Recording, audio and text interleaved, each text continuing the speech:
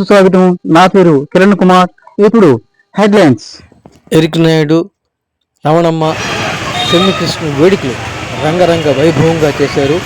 ముఖ్య అతిథిగా సీతారాం సుధాకర్ ఇచ్చేసి ఈ యొక్క కేక్ కటింగ్ చేసి అందరితో సంతోషంగా గడిపారు. రక్షింపవచ్చాడని యేసయ్య పుట్టాడని రక్షింపవచ్చాడని అంబరానికి గంటేలా సంబరాలతో చాటాలా రక్షింపవచ్చాడని ప్రవచనాలు నెరవేరాయి, శ్రమ దినాలు ఇకపోయాయి.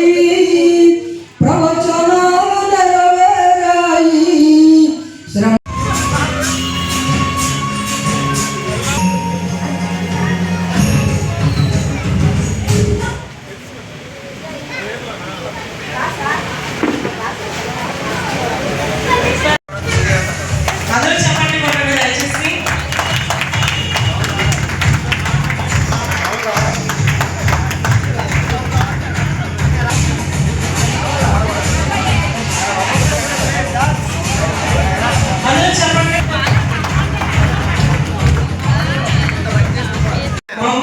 చిన్న ప్రార్థన అక్క అక్క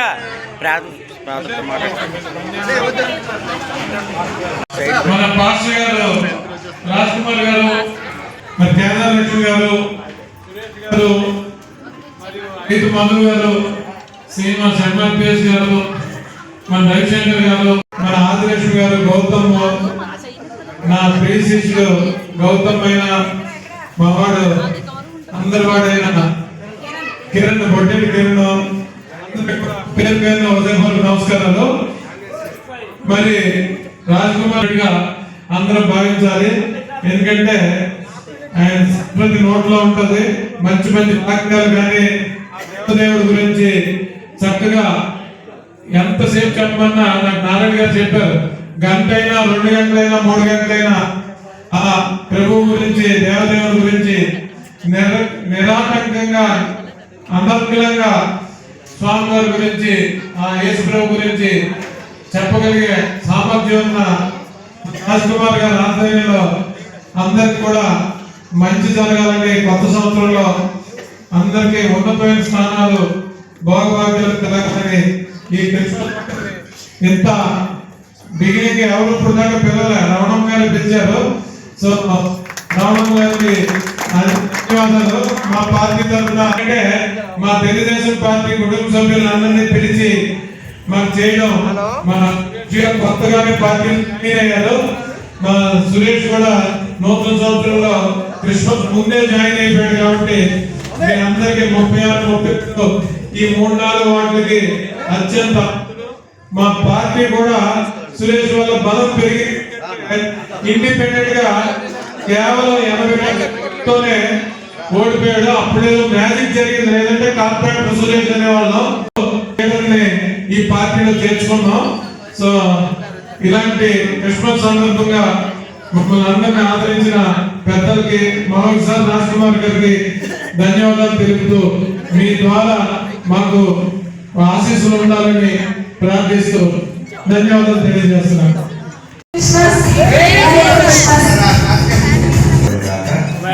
దేవుడు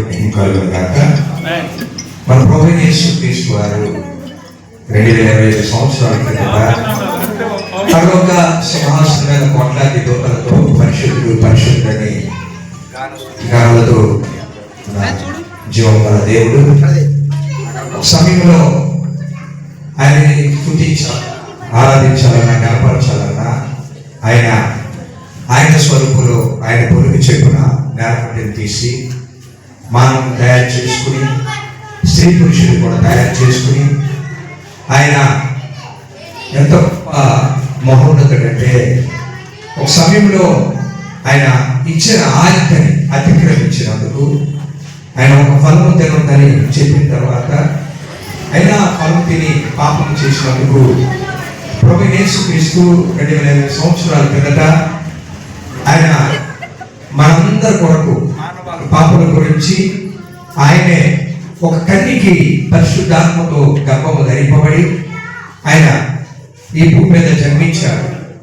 జన్మించి ఆయన 3 సంవత్సరాలు సువార్త ప్రకటించి అన్యాయ పేరు పొందుకొని దెబ్బలు తిని రక్తం కాల్చి ప్రాణం పెట్టి మరణించి పునరుద్ధారణ కలిగించి నిత్యజన్మించి నిత్యరాజనించి తండ్రి అనేక నివాస స్థలంలో కలవని స్థలాలు సిద్ధపరిచి మళ్ళా ఆయన పరలోక సింహాసనం మీద 24 పెద్దలు 4 జిగులు ప్రధాన దూతలు కెరీర్ ఆశీర్వాడే దేవుడు శరీరం మీద ఆశీర్వాడే దేవుడు ఇజ్రాయెల్ గోత్రం మీద ఆశీర్వాడు సైన్యం కలుపుని యెహోవా ఆయన మళ్ళా ఆయన ఈ లోకంలోకి రాబోతున్నాడు.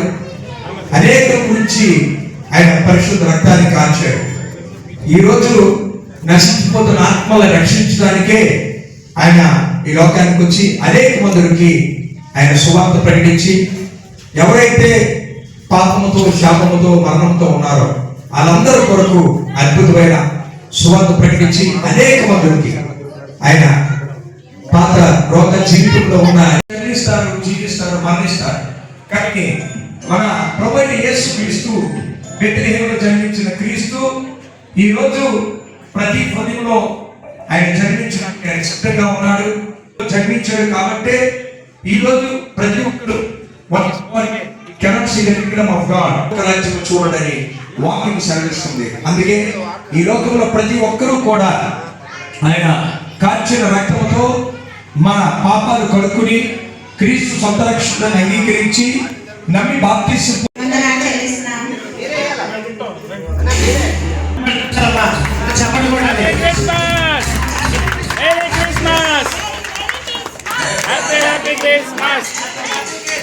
Merry Christmas. Merry Christmas. Happy Christmas. Merry Christmas. Happy Christmas.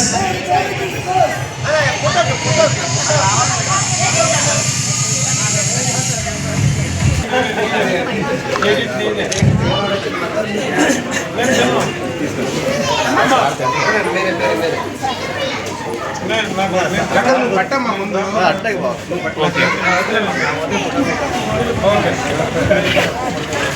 Photo పెట్టియమ్మా photo